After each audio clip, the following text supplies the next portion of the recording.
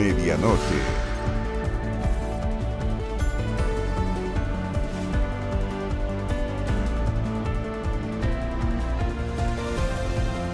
Jimena Rincón y Matías Walker oficializaron su renuncia a la democracia cristiana y evalúan la formación de un nuevo espacio político.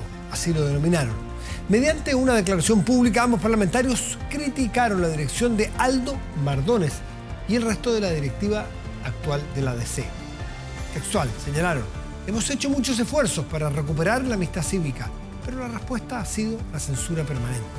Así lo indicó la senadora Rincón, quien junto a Walker se suman a Claudio Rego, a Patricio Vallespín, a René Cortázar, quienes también renunciaron a la DC, y varios otros militantes y dirigentes en el último tiempo.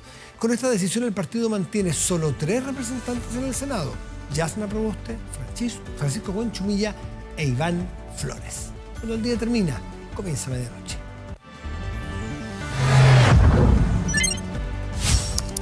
Medianoche. Todos los expertos hablan de que hay que va a haber, que estamos en una crisis económica. Y que la crisis económica, lamentablemente para el caso de Chile, según los datos internos y de los especialistas externos, para Chile debería tender a profundizarse. Y no es poca cosa, es grave, es complejo, hay que preocuparse, con crecimientos del 1% negativo el próximo año, o sea, decreciendo nuestra economía. Y esto tiene aparejado un montón de fenómenos, ¿no es cierto? Fenómenos de empleo, fenómenos de inversión, o la inversión es anterior, como fuere. Y hay otro que también suena mucho, que tiene que ver con la deuda morosa. Con la deuda no tiene ningún problema. Cuando uno puede ir pagando sus deudas, uno se endeuda con un pago que es razonable y va financiando, y de esa es una manera de invertir, una manera de progresar, de crecer. Pero cuando las deudas se empiezan a trancar, se transforman en morosas, es decir, que no las puedo pagar, bueno, viene un problema grandote, porque hay que refinanciar, o porque las garantías, o por lo que fuera, porque hay que entregar la cosa comprada. Bueno, y hay un estudio que hace Equifax y la Facultad de Economía y Negocios de la Universidad de San Sebastián, un estudio que nos lo presenta hoy justamente su decano de la facultad, Alejandro Weber. Alejandro, buenas noches, gracias por estar aquí. Gracias a ti, Matías, por la invitación. Bueno, la verdad que este monstruo que son las crisis económicas que de muchas cabezas empieza a mostrarlas todas. Como decía antes, la inversión la muestra al principio, ¿no es cierto? Sí. Eso hace que después el empleo que va a empezar probablemente a afectar. Pero esto de la deuda también es un síntoma complejo. ¿Qué está pasando? Sí, es un síntoma complejo, Matías, y la verdad es que hay discusión entre los expertos si estamos en recesión, esta inflación. Para mí es muy simple. Tiene cabeza de gato, cuerpo de gato, cola de gato y dice miau. Es un gato, estamos en esta inflación. ¿Qué significa eso? Que nuestra economía se frenó completamente, no tenemos hoy día inversión al volumen que lo necesitamos. El próximo año la inversión se va a frenar en torno al 4% en relación a lo que tenemos ahora. Y vamos a ser la única economía en Sudamérica, Matías, que no va a crecer el próximo año. Tú lo decías, incluso con una cifra más auspiciosa. Probablemente la contracción sea en torno al 1,5 al 2%. Y son las cifras del FMI, del Banco Mundial. 1% abajo. Exactamente. ¿Y por el otro lado, que va a ser 2? Bueno, hay muchas estimaciones para poder señalar que va a ser en torno al 1,5 al 2%. ¿Alguna institución conocida o es una apreciación? Son estimaciones que hemos hecho desde la Universidad de San Sebastián, de otro grupo de economistas. Y por el otro lado, Matías, algo que es muy importante es la inflación, que eso está golpeando hoy día a las familias chilenas. Tenemos 13,7 acumulados en 12 meses y seguramente vamos a terminar el año en torno al 13%, que es un poquito más de lo que dice el Banco Central. Y como si esto fuera poco, lamentablemente no creamos empleo en nuestro país desde marzo de este año. Y en agosto de este año se destruyeron cerca de 7.600 empleos. Entonces la situación es súper compleja. Y como tú lo dijiste, bueno, una manifestación es la morosidad. Tú lo señalabas muy bien, Matías. La deuda es necesaria. Ha permitido que las familias chilenas se desarrollen los últimos 30 años, acceso a crédito y por lo tanto a mejor calidad de vida. Pero cuando no podemos cumplir esos compromisos, entonces se transforma en morosidad. ¿Y qué estamos viendo, Matías? Tuvimos el peor resultado de la morosidad en mitad de la pandemia, mediados del año 2020. 5 millones de personas. Pero eso era razonable porque la gente no pudo trabajar, con lo cual generar ingresos y pagar sus obligaciones. Exactamente. Se destruyeron 2 millones de empleos. Y el mejor predictor para bajar la morosidad es el empleo. A mayor empleo, menor morosidad. Pues bien, logramos ir bajando la morosidad en forma muy significativa hasta fines del año 2021. ¿Qué es predictor, Alejandro, de qué? Cuando empieza a fallar el pago de las personas, ¿va a venir después empleo o al revés, no? No, al revés. O sea, inversión, empleo, empleo, morosidad. morosidad. Exactamente. Cuando tenemos más inversión, generamos más empleo. Cuando hay más empleo, las personas tienen acceso a más ingresos, Obvio, a más liquidez es y por lo bastante tanto, obvio. las Sin personas trabajo lo que no hacen, puedo pagar. evidentemente, y las personas lo que hacen es pagar sus deudas. Por ejemplo, con las platas de la inyección fiscal, que fueron cerca de 25.000 millones de dólares, y los retiros de los fondos de pensiones, unos 50.000 millones de dólares, cerca de un tercio de esos recursos, según las estimaciones del Banco Central, se dedicaron al pago de deudas. Es decir, las personas cuando tienen recursos quieren pagar. ¿Y qué es lo que ha pasado en el último tiempo? Es que subimos en pandemia, bajamos fuertemente la morosidad hasta fines del año pasado y de ahí en adelante solo hemos comenzado a subir. Fíjate que si nosotros consideramos los nuevos morosos, es decir, las personas que por primera vez entran al registro de Equifax por una morosidad, o lo que llamamos intermitente, es decir, las personas que entran y salen, es decir, cuando tienen recursos pagan y cuando no tienen, no tienen la caja suficiente, han subido, Matías, en 371.000 personas desde diciembre del año pasado. Y esa es una señal de alerta porque lamentablemente con las proyecciones que hacíamos antes de la falta de crecimiento, de inversión y de empleo, esta cifra solo va a ir subiendo en los próximos meses. ¿Qué es lo que puede hacer una economía cuando se contrae de esta manera y se produce este efecto del no pago? Porque el trancazo que puede venir es muy grande. Sí. Cuando tú no pagas, no es que, ay, no puedo pagar, qué lástima.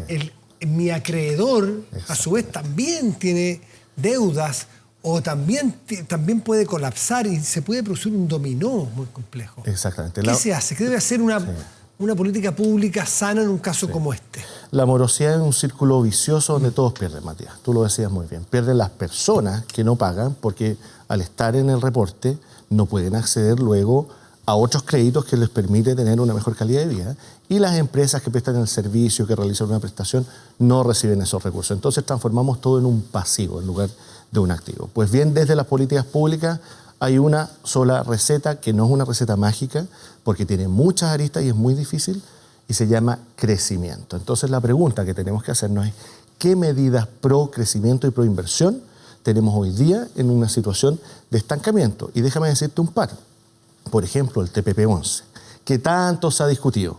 Pues bien, a mi juicio, Matías, ratificarlo hoy día es de responsabilidad con los chilenos y también una señal de confianza hacia el mundo y hacia los actores de la economía. La señal de que el gobierno ya dio fecha para ratificarlo y para depositarlo incluso en Nueva Zelanda, que es ahora en diciembre, antes que termine el año.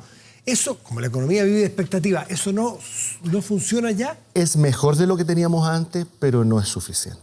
Veíamos, por ejemplo, algunas entrevistas del embajador de Japón, ¿no? Respecto de qué va a pasar con los inversionistas de ese país en Chile. Y solo a modo de ejemplo, ¿no? Pero TPP-11 significa acceder a un mercado de 500 millones de personas, cerca del 15% del PIB mundial y bajas arancelarias para cerca de 3.100 productos chilenos. Es decir, una medida pro inversión súper concreta que permitiría que nosotros, como país, generáramos valor por cerca de 2 puntos del PIB. ¿Cuántos 2 puntos del PIB?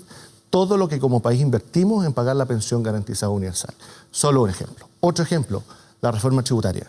Partimos con una reforma tributaria de 8 puntos en campaña, bajó a 6, se ingresó una de 4,1 y con las indicaciones está en 3,6 puntos. 3,6 puntos sigue siendo la mayor reforma tributaria en la que tengamos registro. La presidenta Bachelet, en su segundo gobierno, era de 3 puntos y terminó recaudando la mitad. ¿Por qué? Porque el país dejó de crecer, se contrajo. Entonces, una reforma tributaria de esta envergadura, Matías, lamentablemente es un segundo frenazo. Fíjate que el Ministerio de Hacienda, en sus proyecciones de mediano plazo, dice Chile al 2027 va a crecer 2,4%. Eso está en el último informe. Ese cálculo es sin reforma tributaria.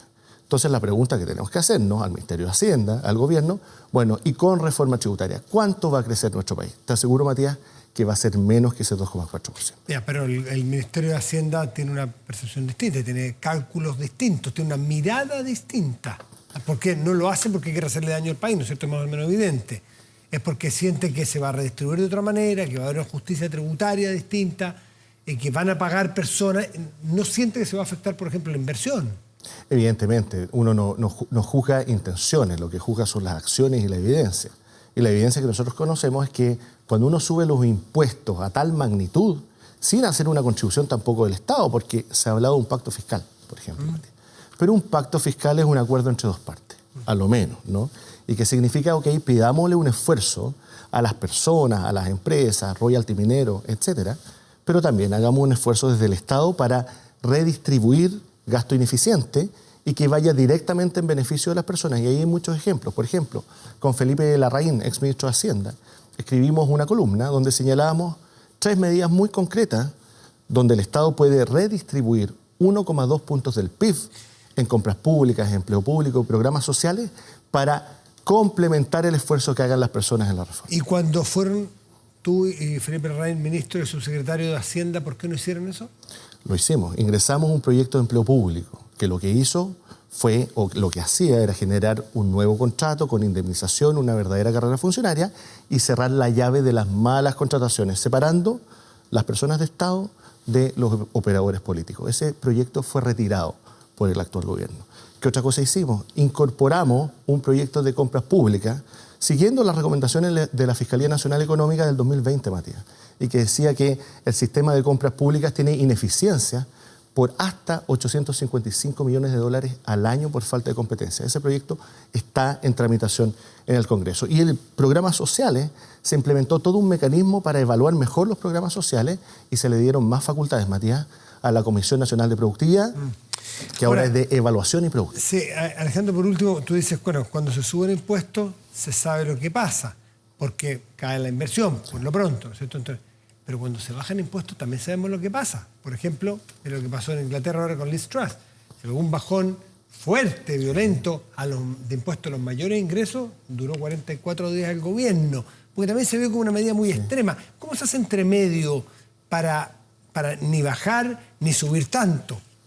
Sí, hay que buscar siempre los equilibrios, Matías. Es verdad que las políticas públicas son difíciles, son complejas, pero, por ejemplo, el Estado este año va a tener recaudación adicional por cerca de 7.000 millones de dólares por sobre lo que se había previsto. ¿Por qué? ¿Precio del cobre? Porque tuvimos más crecimiento el año 2021 y por lo tanto tuvimos una mejor operación renta y precio del litio. No hubo alza de impuestos. Hay que ser cuidadoso, Matías, y tú lo dices muy bien, con estos llamados a bajar impuestos. Cuidado, por ejemplo, el IVA hoy día es la mitad de la recaudación por impuestos. Si nosotros bajamos el IVA, por ejemplo, nos estamos quedando sin la oportunidad de implementar buenas políticas públicas. Pero también el Estado puede y debe hacer un esfuerzo. Entonces, esfuerzos compartidos, acuerdos, diálogo, ese es el llamado para que reduzcamos la morosidad, pero con más crecimiento y con más empleo. Alejandro Weber, que es el decano de la Facultad de Economía y Negocios de la Universidad de San Sebastián y ex subsecretario de Hacienda. Gracias, Alejandro, por estar aquí. Muy buenas noches. Gracias, Matías. Un fuerte abrazo. Pausa y volvemos. Estamos de vuelta. De inmediato revisamos las noticias más relevantes de la jornada con David Maldonado. Muchas gracias, Matías. Vamos de lleno a la información noticiosa. La SOFOFA propuso al Congreso y los partidos se le dijeron que no. La idea del empresariado que planteó que sea el Congreso quien redacte la nueva propuesta constitucional no tuvo acogida y el mecanismo sigue generando un intenso debate. Tras la polémica de las últimas horas, los diálogos se retomarán este viernes. Reuniones sucesivas, conversaciones de pasillo, propuestas y contrapropuestas y un encuentro suspendido que provocó la polémica. 8 semanas ya suman los diálogos constituyentes, los que sumaron un impas este miércoles. La reunión pactada finalmente no se realizó, generando la indignación de Chile Vamos, que acusó al oficialismo de entorpecer y dilatar maliciosamente las conversaciones. Se sobreexageró, no hay ningún intento de parálisis de las conversaciones. De hecho, estamos convocados para el día de mañana a las 10 de la mañana. No hay que dramatizar las cosas, las conversaciones, en las reuniones no han estado todos los partidos políticos, por lo tanto, todas estas cosas no es que gusten o no gusten, sino que hay que irlas socializando. No queremos exacerbar los ánimos ni tener tensiones innecesarias en un momento donde lo que se necesita es diálogo. Y vamos a estar disponibles a que ese diálogo continúe de buena forma. Las conversaciones se retomarán este viernes en la sede del Congreso en Santiago. Diálogos donde una nueva propuesta llegó a oídos de los partidos políticos, la de la SOFOFA. Hoy estamos resolviendo cómo seguir adelante con el mandato popular de una nueva Constitución. Chile necesita certezas. Y creemos que el Congreso no solo tiene el derecho, sino también la legitimidad, al tener más del 80% de los miembros electos en noviembre pasado, para ejercer el poder constituyente que le ha sido conferido y presentar un texto a la ciudadanía en un plebiscito de salida. ¿Es posible que el Congreso se convierta en opción para redactar la propuesta constitucional? Idea de la SOFOFA que ningún partido político de los que participan en los diálogos constituyentes respalda. El diálogo que estamos desarrollando es para establecer un mecanismo que implique una señal clara del inicio de una nueva etapa en materia constitucional. Y por eso se ha planteado que debería estar radicado en un órgano distinto. Creo que hay conciencia de que el rol del Congreso en esta etapa es generar las condiciones y los acuerdos lo más amplios y transversales posible para poder habilitar un nuevo proceso. Así, la propuesta de la SOFOFA no tuvo respaldo. Nadie más ha hecho esta propuesta. Al menos no públicamente. No es la primera vez que soy minoría, así que me he acostumbrado a... En conversación con 24 horas, el líder de la SOFOFA reconoció que corre con desventaja. El oficialismo desea que un órgano 100% electo redacte la propuesta constitucional y por eso le pidieron distancia al mundo empresarial. Ellos tienen todo el derecho a dar su opinión, pero no necesariamente a pautear la discusión respecto a cuál es el mejor órgano o no. Sí a contribuir. Tengo la convicción de un órgano 100% electo para redactar una nueva constitución, pero claramente cuando uno está conversando de una mesa no puede descartar ninguna opción. Chile Vamos no ha presentado aún su propuesta, pero está lejos también de la opción del Congreso. En los próximos días presentarán su idea de órgano redactor, que a su juicio debe tener las siguientes características. La experiencia de los especialistas, la amplia participación ciudadana, porque tiene que estar legitimado por los ciudadanos, y tercero, la legitimidad democrática que tiene que efectivamente manifestarse. Y por tanto hay que buscar el mecanismo que logre de mejor manera esos tres elementos. Lo que nos importa es que, por supuesto, la institucionalidad vigente se respete, que cada uno cumpla su rol y defender una participación activa de los ciudadanos. Reuniones más acotadas de los partidos se desarrollarán este viernes y la meta será determinar quién resguardará las bases del proceso constitucional, el llamado árbitro, definición que, si se logra, debería presentarse a la instancia ampliada la próxima semana. El Tribunal Constitucional rechazó el requerimiento que buscaba frenar la tramitación del TPP-11. Desde el organismo desestimaron de forma unánime el recurso presentado la semana pasada por un grupo de diputados del oficialismo, quienes argumentaban que el pacto no había sido revisado por la Corte Suprema.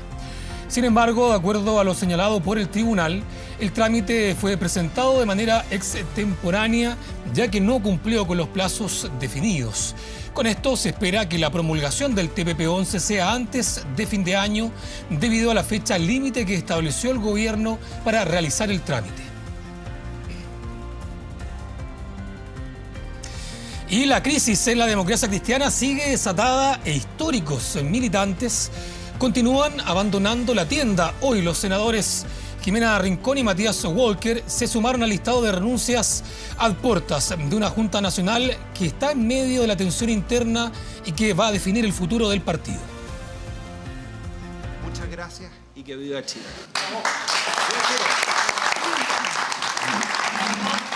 Era un secreto a voces que finalmente se concretó este jueves el adiós definitivo a la democracia cristiana de los senadores Jimena Rincón y Matías Walker, dos legisladores que en el Congreso comenzaron a coincidir en diversos temas.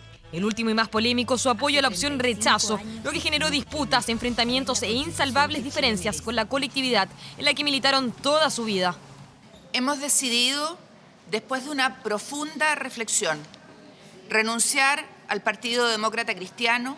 Censura de un partido que institucionalmente apoyó al apruebo en el plebiscito de salida, generando dos almas en el partido. Consumada la renuncia, ambos senadores se desplegarán con el propósito de formar un nuevo colectivo, el que muchos llaman el Partido Demócrata.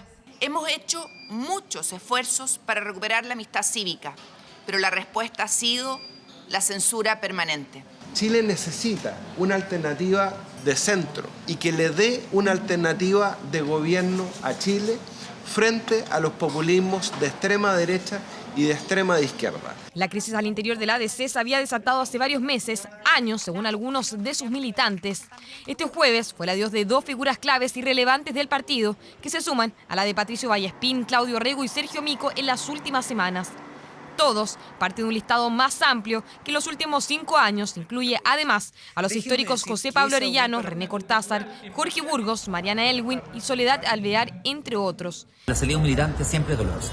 pero tenemos que colocar el énfasis en los proyectos colectivos por sobre los proyectos individuales. Y nos estamos quedando más allá de esta renuncia con más de 30.000 militantes que a lo largo del territorio y las distintas comunas de nuestro país hacen democracia cristiana. Complicado presente para uno de los partidos más importantes de la transición y por años el más grande. Crisis que no dejó indiferente a los parlamentarios falangistas, quienes apuntaron a quienes han dirigido al partido en los últimos años. El momento de verdad yo creo que es efectivamente crítico. Pero esta crisis se da principalmente porque no tenemos conducción. Hasta el minuto el único que no se ha dado cuenta de la crisis que vive la democracia cristiana es el presidente del partido interino y su directiva. Necesita una mesa de unidad, una nueva directiva de tránsito que permita resolver la crisis que hoy día tiene el partido. Pero creo que hay que jugarse por una solución institucional, por profundas reformas en la democracia cristiana y a partir de ello construir con otros partidos y otros movimientos un nuevo referente de centro-izquierda.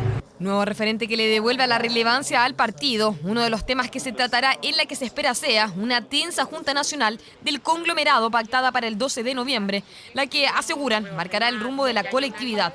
Acordaron hacer una junta telemática y no presencial porque no se atreven a asumir la responsabilidad política donde han llevado a la democracia cristiana. Yo espero sinceramente que tengamos una nueva mesa directiva de transición. Si no hacemos eso, yo creo que esta crisis y este desangramiento cotidiano que vivimos en la democracia cristiana va a seguir profundizándose.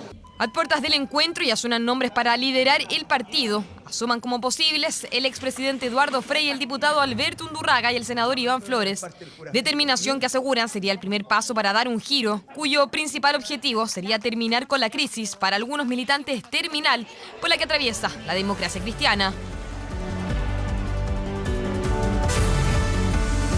Volvemos con las noticias de medianoche. Cerca de 540.000 vehículos saldrán de la región metropolitana este fin de semana largo. Para evitar congestiones en las carreteras, habrá un plan de contingencia en las principales carreteras y autopistas. Se espera que la congestión en la ruta 68 y 5 Sur se concentre este viernes desde las 14 horas y el sábado a partir de las 10 de la mañana. El plan de contingencia considera la rebaja en el costo de los peajes, lo que estarán a 1.000 pesos este viernes entre las 7 y las 13 horas en la ruta 68 hacia la costa y en la ruta 5 Sur en ambos sentidos.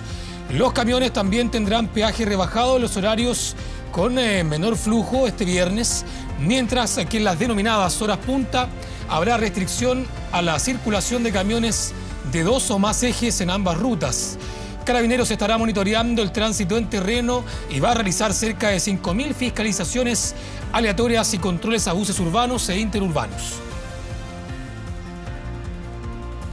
Tenemos 100% operativos nuevos telepeajes en la región. Son telepeajes que ya no están solo en la región de metropolitana, lo tenemos en la región del Maule hacia el sur, en la región de Valparaíso hacia el norte, y que ayuda muchísimo a reducir los tiempos de viaje, que es nuestro objetivo. Pero también decir que el principal foco de retraso son los accidentes. Si también hacemos un llamado a la conducción con precaución, estaremos monitoreando todas las rutas de nuestro país, de manera que donde haya un accidente, donde haya una congestión por algún factor externo, podamos abordarlo rápidamente y asegurar el flujo de los vehículos.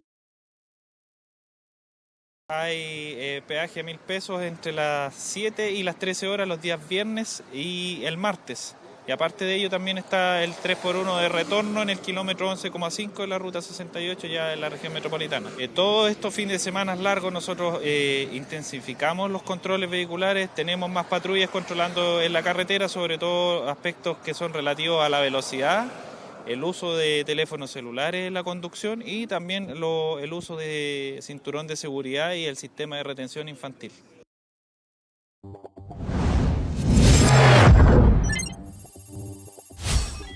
Internacional.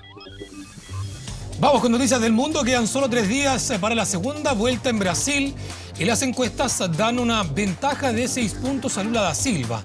Un margen que no es decisivo en medio de una campaña que hoy suma nuevas controversias.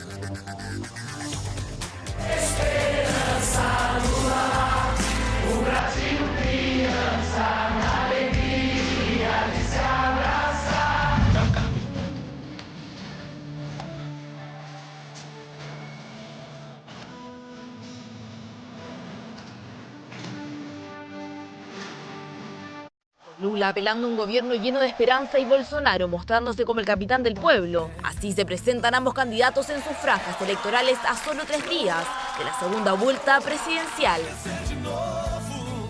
Videos con ritmos pegajosos e imágenes llamativas en una campaña donde las controversias son las protagonistas. Lo que hizo el Tribunal Superior Electoral y que ha sido constatado por nuestro equipo técnico es injerencia, es manipulación de resultados. Así es como el presidente Jair Bolsonaro acusa que las estaciones de radio, especialmente del noreste del país, región donde Lula es favorito, de transmitir publicidad electoral de manera desigual, dando preferencia a su oponente. Denuncia que fue totalmente rechazada por el Tribunal Electoral brasileño. Lo que presentaron es una petición inicial totalmente inepta porque ni siquiera identifica los días, los horarios o los canales de radio en que se habría violado la norma electoral mediante la no transmisión de la publicidad. Sin embargo, la decisión del tribunal no queda solo en desestimar las acusaciones del mandatario. Además, solicitó a la Fiscalía que investigue si el partido de Bolsonaro intenta afectar el proceso electoral con sus demandas. Esta elección se ha caracterizado justamente por una judicialización de la política y dentro de los seguidores de Bolsonaro hay una idea de que el Poder Judicial está realmente contra él. Hecho que se refleja en los cantos y carteles que sostienen los seguidores de Jair Bolsonaro en las calles del país. Estamos aquí para poder hablar y no permanecer en silencio por el resto de nuestras vidas. Mientras que Lula da Silva aprovecha de mandar mensajes a su contrincante en sus últimos actos de campaña y entrevistas. Yo creo que si pierde tiene que callarse, esperar y prepararse para disputar otra elección. No sigan creando confusión en el país. Y yo, sinceramente, tengo cosas más preocupantes. Tengo que generar empleos y hacer crecer la economía. Declaraciones que apelan a un resultado favorable para él en esta segunda vuelta. Sin embargo, en los medios brasileños ya se está hablando de que el actual mandatario busque una tercera vuelta. Es decir, que en caso de que exista un resultado estrecho, Bolsonaro no reconozca los resultados y los impugne. Mientras la última encuesta dada a conocer hace pocos minutos por Datafola le entrega un 53% de los votos válidos a Lula contra el 47% a Bolsonaro. Últimas predicciones a 72 horas de que conozcamos quién será el vencedor de esta polarizada contienda. 2:26 de la madrugada, dejamos hasta aquí este bloque informativo. Volvemos contigo, Matías del Río. Bien, David, muchísimas gracias. Vamos a la pantalla grande de nuestro estudio, revisamos nuestro portal de noticias y contenidos 24horas.cl, que en este momento destaca lo siguiente. Miren qué preciosa foto. El pingüino emperador es incluido en la lista de especies amenazadas por el calentamiento global. Preciosa la foto, pero dramático el contenido. Amenazadas con, una especie amenazada por el calentamiento global. Claro, quizás si pasara eso, que no tiene por qué pasar, porque depende de que se hagan cambios, esto podría ser una foto del pasado. Bueno, suponemos que no. No deja de ser preciosa la foto de estos pingüinitos emperador. Más detalles sobre este drama que se anuncia si es que no somos capaces de cambiar el rumbo de las cosas y somos más responsables en 24horas.cl. Revisamos el tiempo. Y el tiempo para hoy, viernes en Santiago, es de despejado con 26 grados de máxima probable. En tanto en Rengo, en la región de O'Higgins, será de cielo parcial y 23 grados de máxima probable. Con esta información nos despedimos. Agradecemos su atención, los dejamos invitados a seguir atentos a las pantallas de TVN y todas sus plataformas.